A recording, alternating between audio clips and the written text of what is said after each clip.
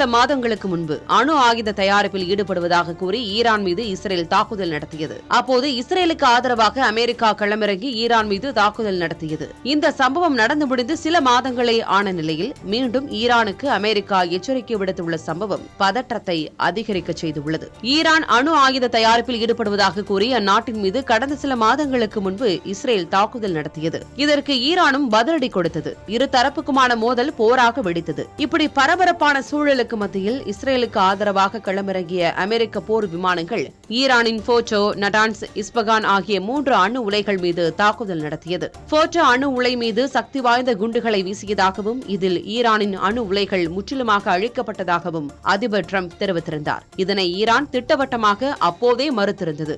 இந்நிலையில்தான் மீண்டும் ஈரான் அணு ஆயுத தயாரிப்பில் ஈடுபடுவதாக குற்றச்சாட்டு எழுந்துள்ளது.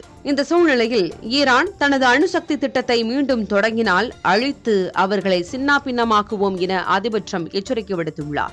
அமெரிக்காவின் புளோரிடாவில் உள்ள தனது இல்லத்தில் இஸ்ரேல் பிரதமர் நெத்தன்யாகுவை அதிபர் டிரம்ப் சந்தித்து பேச்சுவார்த்தை நடத்தினார். அப்போது ஈரானுக்கு எதிராக புதிய ராணுவ நடவடிக்கைகளை தொடர்வது குறித்து டிரம்புடன் நெத்தன்யாகு ஆலோசனை நடத்தியதாக சொல்லப்படுகிறது. இதுகுறித்து செய்தியாளர்களிடம் பேசிய டிரம்ப், கடந்த ஜூன் மாதம் முக்கிய அணுசக்தி செறிவூட்டல் தளங்கள் மீது அமெரிக்கா நடத்திய தாக்குதலில் ஈரானின் அணுசக்தி திறன்கள் முழுமையாக அழிக்கப்பட்டுவிட்டன.